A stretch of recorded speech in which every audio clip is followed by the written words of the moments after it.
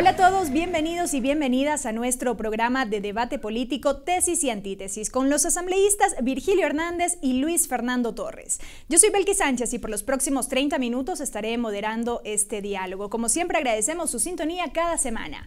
La Asamblea Nacional retomó sus actividades y siempre después de un receso legislativo es bueno hacer una evaluación de las tareas realizadas y las que todavía quedan pendientes por hacer. Ese precisamente será el tema de hoy, la evaluación del trabajo legislativo.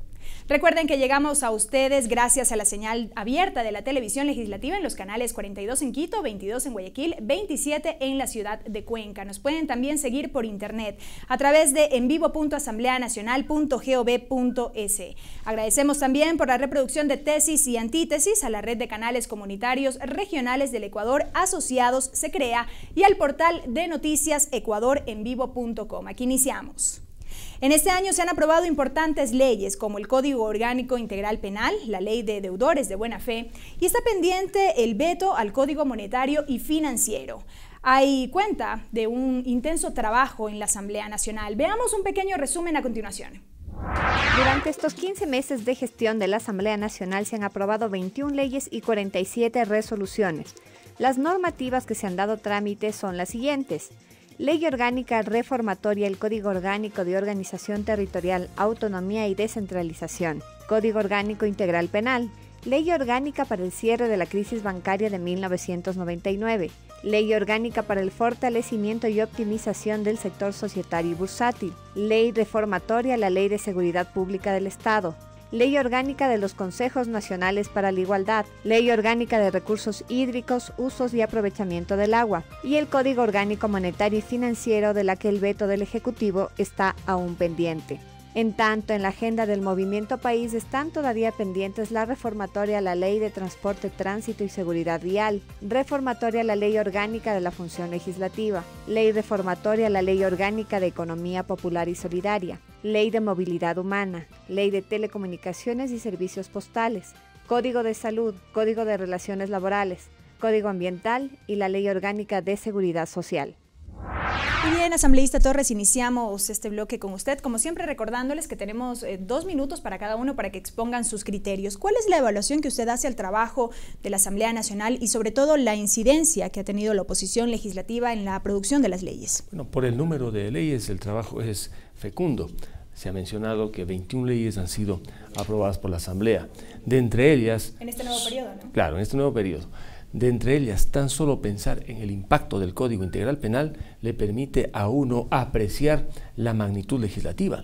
Ya entró en vigencia el Código Integral Penal y ahora se discuten temas muy sensibles, como el hecho, por ejemplo, de que no se haya cambiado la denominación simplemente de algunos delitos, sino que se hayan modificado algunos elementos estructurales, como ocurre, por ejemplo, con el peculado. Antiguamente, el peculado tenía un solo verbo rector: abusar de dineros públicos, con algunas modalidades, entre ellas el desfalco, entre ellas la disposición arbitraria, el apropiarse, y se mencionaba inclusive la malversación.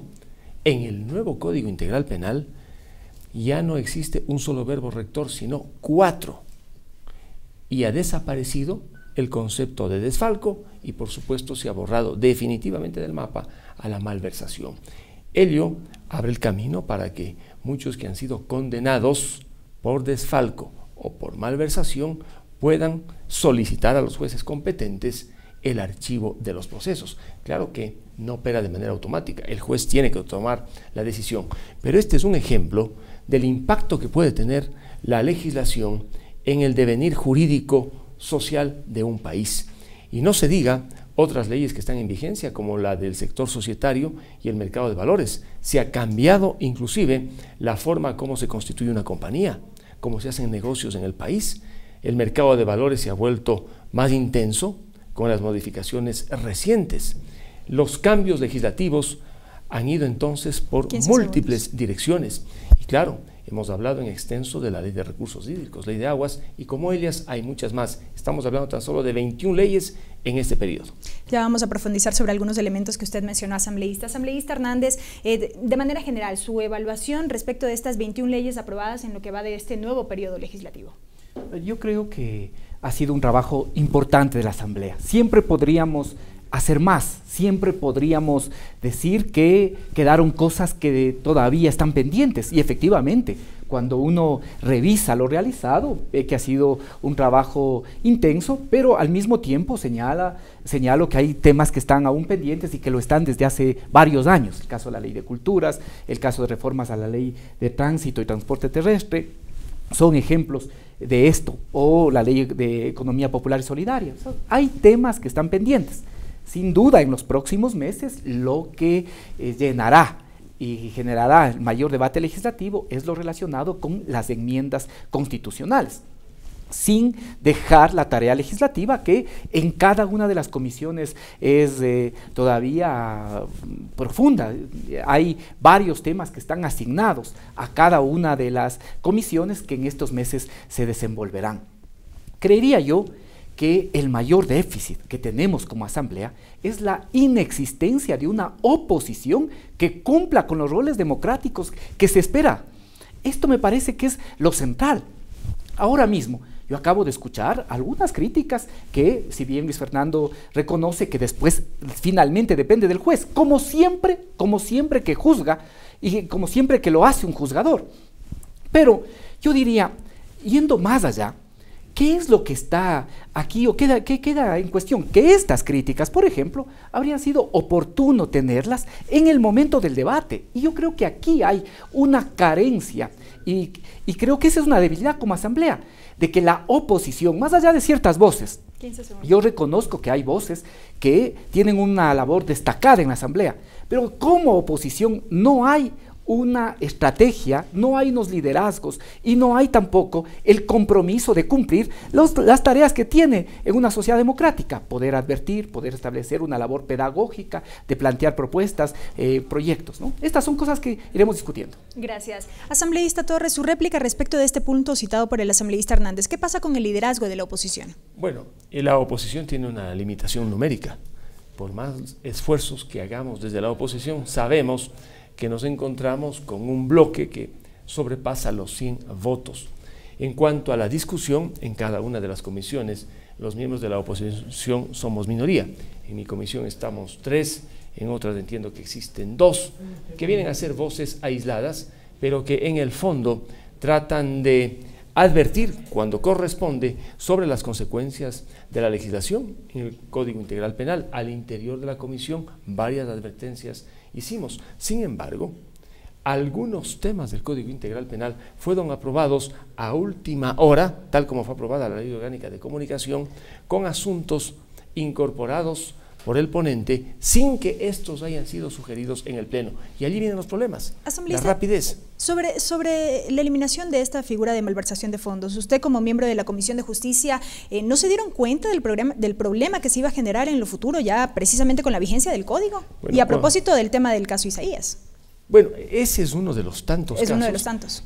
En la comisión el tema lo traté en el sentido de advertirles que el cambio que se hacía en cuanto al concepto mismo del peculado con los verbos rectores iba a generar consecuencias.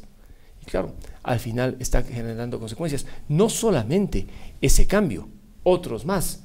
Por ejemplo, ya no es peculado menor el tráfico de influencias, el ayudar a que unos consigan contratos. Ahora esto se ha trasladado al ámbito del tráfico de influencias, pero no peculado menor, que son asuntos bastante técnicos, pero a la hora de tomar decisiones, por el principio de favorabilidad, por el principio indubio pro reo, indudablemente los jueces tendrán en muchas ocasiones que resolver a favor de alguien que ha sido condenado bajo estos cambios o modificaciones. Gracias. Asambleísta Hernández, sobre este tema, ¿a país tampoco nadie le alertó de las posibles consecuencias? Mire, es que creo que aquí hay un elemento fundamental que hay que señalar. Siempre que un juzgador lo hace considerando también no solo lo que dice la ley, sino lo que son sus percepciones de la justicia, sus percepciones del derecho. Por lo tanto, estos temas que ahora se han planteado aquí tendrán que ser decididos y obviamente el juez tiene sobre todo que mirar lo que se está buscando y lo que está señalado, tipificado en el Código Penal, que de ninguna manera se busca en estos casos ser menos severo, todo lo contrario, se ha actuado, no solo en esta ley, ya acabamos de hacerlo también en el Código Monetario, sancionar drásticamente lo que tiene que ver con el peculado, porque Por concepto, la utilización de fondos públicos para beneficio privado es absolutamente algo que debemos rechazar.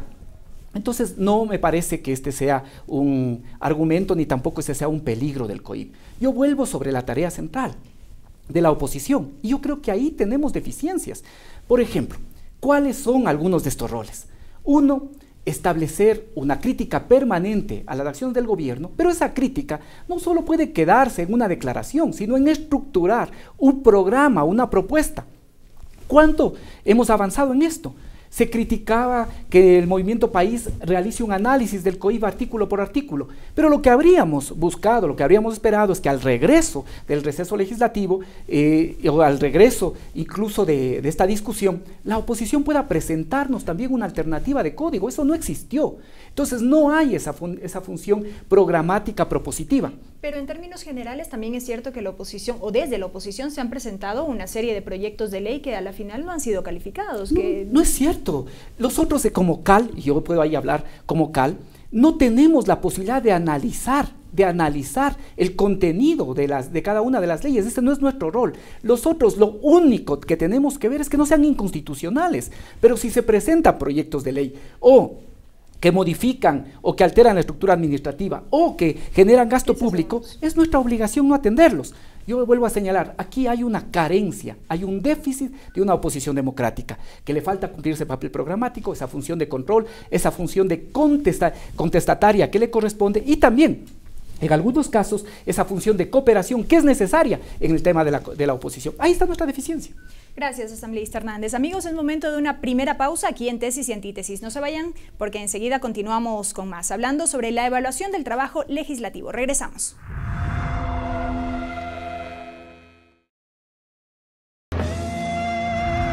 De regreso, amigos, con más de Tesis y Antítesis. El tema de hoy, la evaluación del trabajo legislativo. Recuerden que llegamos a ustedes gracias a la señal abierta de la televisión legislativa en los canales 42 en Quito, 22 en Guayaquil, 27 en Cuenca.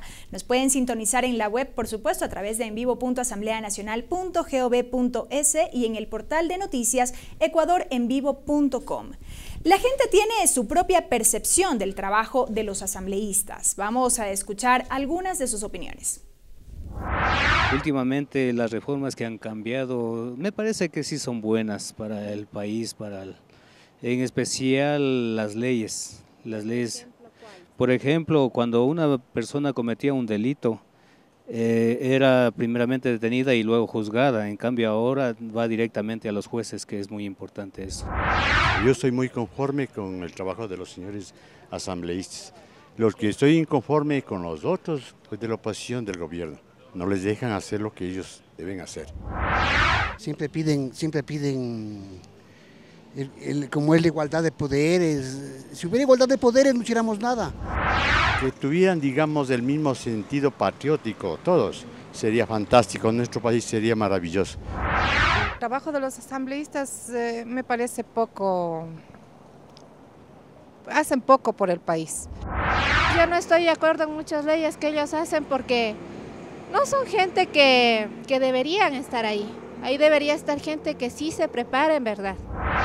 No hay un análisis, nosotros no hemos notado que existe un análisis. Simplemente se cumplen órdenes, reciben órdenes y eso es todo, eso no nos conviene. Todo cambio es duro y el cambio cultural peor todavía. Claro que siempre se necesita más cambios para mejorar el país.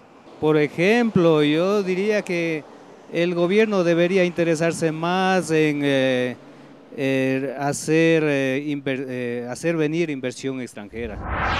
Bueno, la ley de comunicación, sobre todo la ley de economía, creo es. No, muy buenas. Yo no sé artículo por artículo, pero sé que el presidente tiene toda la buena voluntad de cambiar todo el desastre que hubo. Continuamos con más, asambleísta Torres, a propósito de lo que hablábamos en el bloque anterior.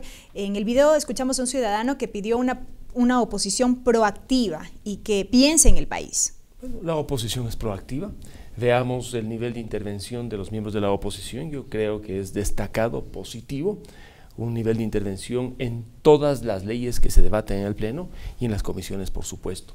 Lo que resulta es que el bloque de gobierno, por tener tantos votos, muchas veces no escucha. Las observaciones no son canalizadas. Impera la dictadura muchas veces de la mayoría. En algunos casos sí se han aceptado observaciones, pero en las leyes trascendentes no ha habido votación. La Ley Orgánica de Comunicación, por ejemplo, hubo votación, pero no hubo el debate sostenido sobre temas incorporados en último momento. En el debate mismo de la ley que traslada los fondos del magisterio y otros fondos privados al IES y al BIES, el debate quedó a medias. Yo, por ejemplo, no pude intervenir, tenía que hacer observaciones de fondo. Por ejemplo, una muy sencilla: se mencionaba en ese proyecto al Código Financiero y Monetario, que todavía no estaba en vigencia. ¿Cómo se puede en un proyecto mencionar, referirse y remitirse a un proyecto que no era ley, a un proyecto inexistente? Solo por ese hecho debió esa ley que traslade estos fondos privados al IES y al BIES ser archivada. En consecuencia, yo lo que puedo decir es que el debate ha sido intenso en la medida en la que hemos podido indudablemente debatir. Ahora que la iniciativa legislativa viene del bloque de gobierno, es así.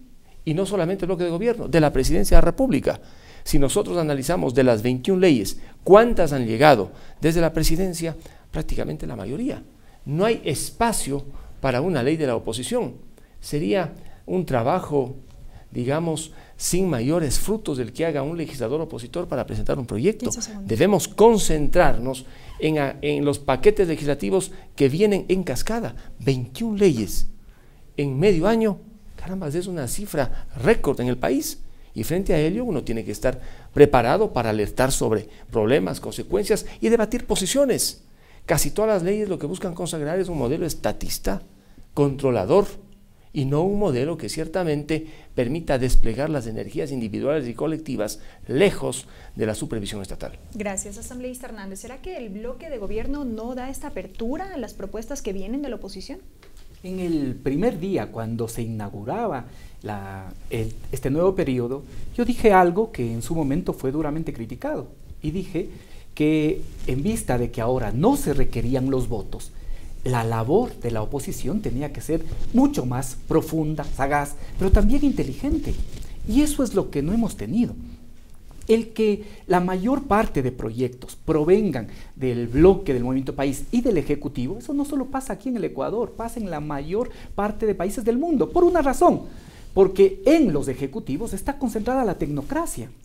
Mientras en la Asamblea tenemos comisiones para cada uno de los temas y tenemos cada uno de los legisladores asesores, en el Ejecutivo hay ministerios con técnicos, con especialistas, con expertos, de tal forma que ahora en la mayor parte de democracias las iniciativas surgen de los ejecutivos o conjuntamente, en nuestro caso, con los bloques que son mayoritarios, de tal manera que ese no tiene por qué ser un problema. Segundo, reconozcamos, Luis Fernando, hay voces, y yo lo mencioné en mi primera intervención, que respetamos en la oposición, pero no hay una estrategia. No hay una estrategia ni siquiera de aquellos que tienen un número de legisladores más numerosos. No hay una estrategia, no hay posiciones claras que puedan tener también esta dimensión pedagógica de indicarle a la ciudadanía: esto estamos nosotros criticando, pero esto debería hacerse así. No hay eso. Seguramente, y yo lo vuelvo a resaltar, hay 3, 4 voces importantes, brillantes, que hacen aportes. Muchos de esos aportes se recogen, pero no hay un rol, y no cumplen un rol con una estrategia clara definida. Hay un elemento clave que dice Duverger respecto al rol de la oposición, y es que hay que distinguir aquella que es una lucha sin principios, aquella que es una lucha por temas secundarios, de escándalos, y aquella que es por los valores fundamentales. Aquí la oposición no tiene una estrategia sobre esto, y no hay ni la posibilidad de que puedan efectivamente comentarnos con argumentos sobre temas de las leyes, y menos aún poder indicarle a la sociedad que hay otra alternativa diferente a la que nosotros planteamos.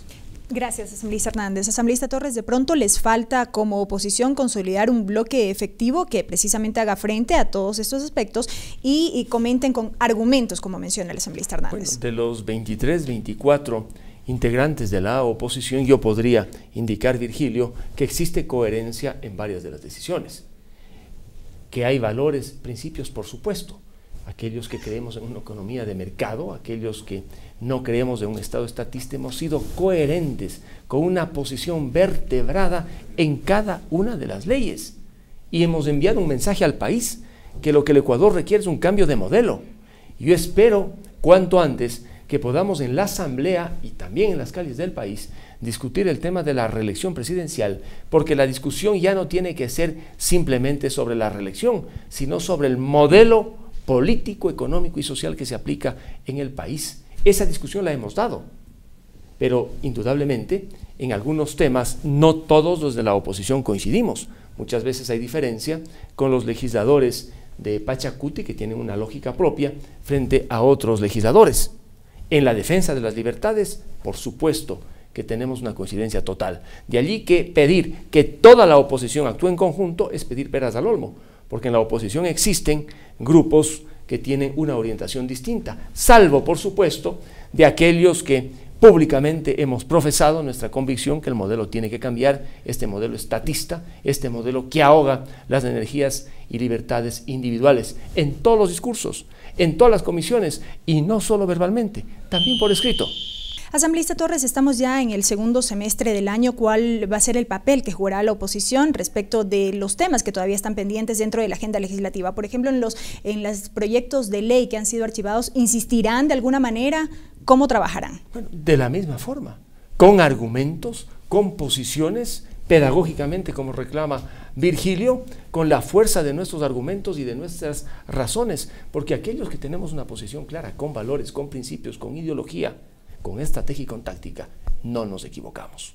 De allí que nosotros, a pesar de que somos la minoría de la minoría, daremos la lucha que nos estamos obligados a dar para evitar que se consolide este modelo estatista, concentrador, con leyes punitivas, con leyes que ahogan las energías individuales y colectivas de los ciudadanos. Gracias, asambleísta Torres. Asambleísta Hernández, bueno, como mencionábamos, hay todavía una agenda prevista con temas pendientes. La presidenta de la Asamblea Nacional habló de prioridades, como lo son el Código de la Salud, el Código de Trabajo, y todavía hay otros tantos que han quedado relegados. ¿Cuál va a ser el papel dentro de estos meses? Bueno, nosotros al inicio del año le presentamos al país una agenda legislativa en la que están importantes iniciativas como las que usted señala, el Código Ambiental, el Código de la Salud, son todavía temas que están pendientes.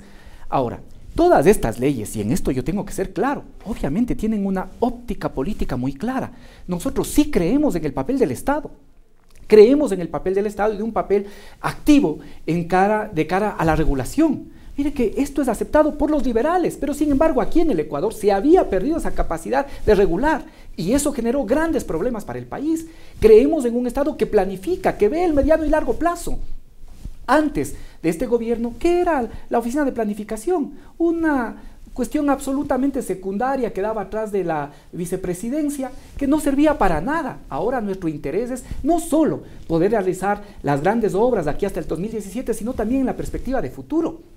No podemos dejar de pensar que en todas estas leyes tiene que haber una óptica de un Estado que redistribuye. Esto es un elemento fundamental. Todavía, a pesar de 7 años de gobierno, uno de los grandes retos que tenemos es la redistribución, una sociedad todavía en el Ecuador que es desigualitaria. Estos son elementos que deben cruzar todas y cada una de las leyes. Esa es nuestra perspectiva. Así hemos trabajado estas leyes. Y yo señalo, y digo ahí nuevamente, y vuelvo al tema de la oposición, hemos hablado de que hay una ausencia de cumplir esta función contestataria. Hay una ausencia de liderazgo. Como no hay liderazgo, hay muchos intereses. Y como hay muchos intereses, es imposible que puedan establecer adecuadas observaciones que puedan también indicarle a la sociedad que puede haber otra alternativa. Pero también me parece que hay falta de eficiencia en la oposición. En este momento tenemos los gobiernos de ahora, son gobiernos técnicos políticamente conducidos, por lo tanto también demanda eficiencia en la oposición, y yo creo que ahí no hay, y por lo tanto corren un grave peligro, caer en estas tentaciones que llama Sartori, o de la demagogia o del obstruccionismo. Gracias. Amigos, volvemos en Tesis y Antítesis, vamos a una pausa breve, pero enseguida continuamos con más, hablando del balance de la tarea legislativa. Regresamos.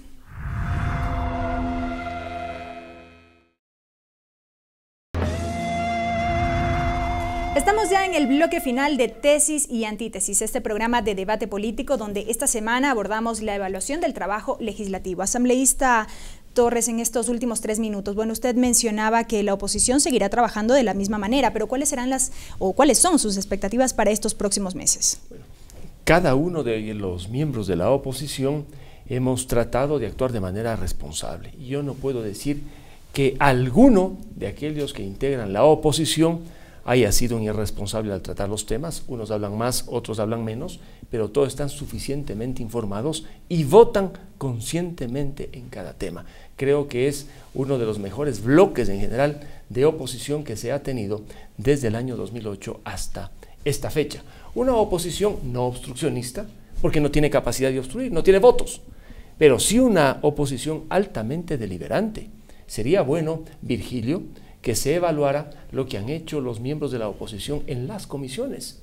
El aporte ha sido sustancial y algunas legisladoras de oposición les tienen inclusive terror en las comisiones debido a su conocimiento. En esta Comisión de Derechos Laborales, de lo que conozco, a la legisladora Cristina Reyes, que es una magnífica legisladora, ni siquiera le invitan para esos procesos de socialización de la ley de los fondos privados de cesantía.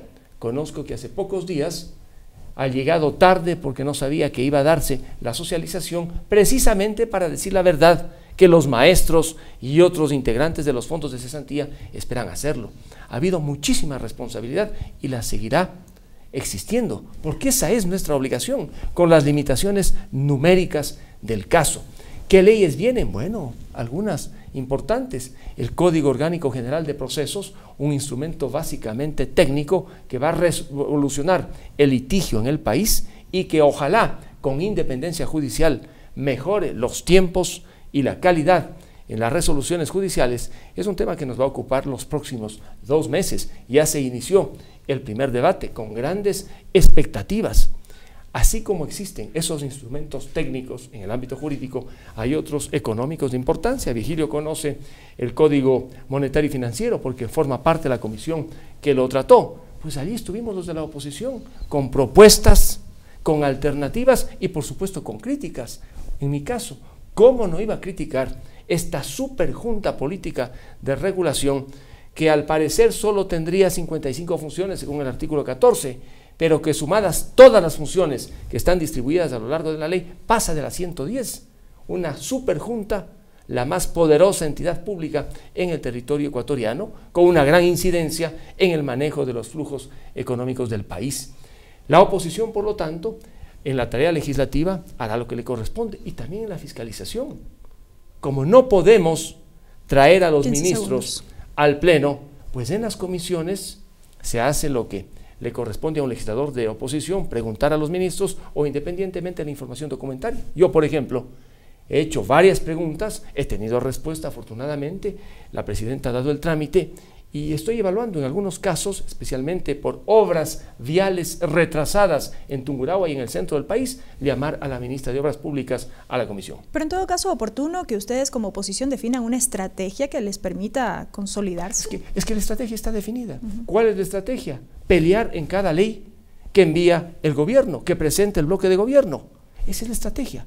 Pero además de la crítica, proponer. En cada caso se hacen propuestas, observaciones por escrito, en lugar de este artículo, este otro artículo. Pero claro, de ahí aceptarán 1 de 100. Gracias, asambleísta Torres. Asambleísta Hernández, su respuesta frente a lo dicho y también qué puede esperar la ciudadanía respecto del trabajo de la Asamblea en esto que queda del año. Yo no soy de aquellos que se conforma con lo que hemos realizado.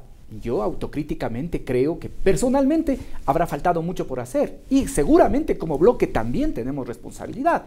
Puede ser que en cambio a nosotros el tener la mayoría a veces nos acomode un poco y no nos permita profundizar y estudiar suficientemente cada tema. Pero lo mismo hay que decir de la oposición. No hay un papel adecuado ni en el tema de propuestas que sean globales, propuestas que sean integrales. No hay un papel adecuado en la función de contestación, en la función de control, ni tampoco en la función de cooperación. Porque se piensa a veces que el rol de la oposición es solo oponerse, ¿no? Como ese Bourdieu, un peso muerto, un peso negativo. No, también la oposición tendría que tener la suficiente sensatez para cooperar y para poder abonar en todo aquello que sea positivo para la sociedad. Pero es lo que asegura el asambleísta Torres que se hace como oposición. Pero si uno revisa, más allá de, como yo vuelvo a señalar, de 2 o 3 voces que son excepcionales, no hay esta actitud como oposición, no hay una estrategia, ni siquiera de los bloques políticos mayoritarios, hay distintas fuerzas, pero pensar que en cada uno de esos bloques hay un trabajo sistemático, una reunión permanente para poder trabajar y desarrollar el trabajo legislativo, eso no es cierto. Coordinación como por ejemplo lo hace el bloque de gobierno. Sí, no creo que seamos un ejemplo, pero eso es lo que esperaríamos de cada uno de los bloques políticos. Eso no existe. Luego, las convocatorias aquí están regladas. Por lo tanto, cada legislador tiene que ser debidamente convocado, sea al pleno o a una comisión. Si no es así, esa reunión no existe, es una reunión informal. No puede haber que a algún legislador no se le convoque a esas reuniones. Aquí hay diferentes puntos de vista, hay conceptos, hay una matriz conceptual, ideológica, política absolutamente diferente. Pero, más allá de eso, nosotros cumplimos este papel pensando no solo en el Ecuador de ahora, sino en cómo resolvemos los grandes problemas del Ecuador también hacia futuro. Por eso, creo yo que en los próximos meses, efectivamente, uno de los temas que debe discutir, y en eso coincido, no solo en la Asamblea, no solo entre los legisladores, no en los estrechos márgenes de la Asamblea, sino con la sociedad, es por ejemplo el tema de la reelección, para poder continuar este proceso de transformación que tiene el Ecuador. Ahora también para los próximos meses tenemos algunas leyes pendientes. Ya se ha señalado, el Código Orgánico General de Procesos es uno de ellos que se está tramitando, la ley de tierras, esperamos que podamos tener también una nueva ley de tierras que me parece importante. No puede haber cambio de la matriz productiva si al mismo tiempo no se resuelve el tema del agro. Ese es otro tema central que está pendiente.